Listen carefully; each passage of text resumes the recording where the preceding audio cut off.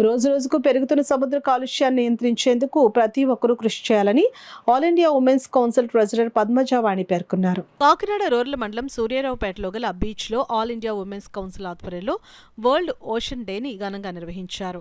కార్యక్రమంలో భాగంగా all India women's council KSPL workers Shyam institute విద్యార్థులు, సూర్యారావుపేట గ్రామ పంచాయతీ సిబ్బంది, బీచ్ స్ట్రీట్ వెండర్స్ పాల్గొని బీచ్ లో ప్లాస్టిక్ ఇతర చెత్తను తొలగించారు.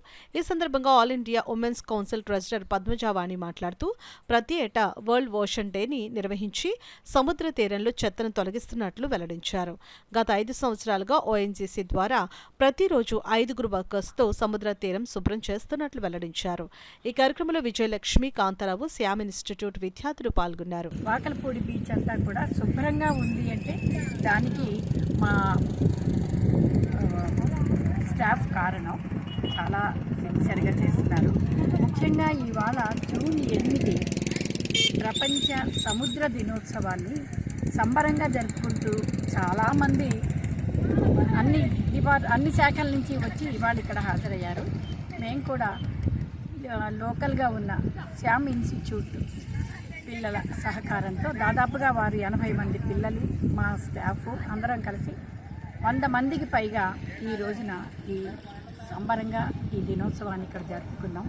ముఖ్యంగా రాను భూమి మీద తాపానికి సముద్రం కూడా భూమి మీద కాలుష్యాలకి, భూమి మీద తాపాలకి సముద్ర మట్టాలు పెరిగి ఇంకా దాదాపుగా ఒక 100 ఏళ్ల లోపులో మొత్తం భూమి కనపడదు, మొత్తం అంతా సముద్రం ముంచేస్తుంది అని శాస్త్రవేత్తలు మానవాళిని హెచ్చరిస్తున్నారు.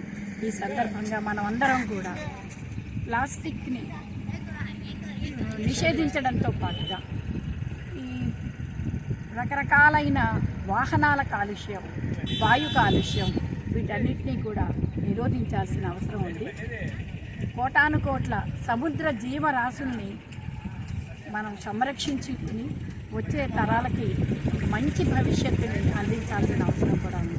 ఈ సందర్భంగా మేము ఇక్కడ సమావేశమైనప్పుడు మేము అందరికీ కూడా మీరందరూ కూడా మీ వంతు కృషి చేయవలసిందిగా, ఈ దిశగా ప్రపంచం నడవాల్సిన అవసరాన్ని గురించి కూడా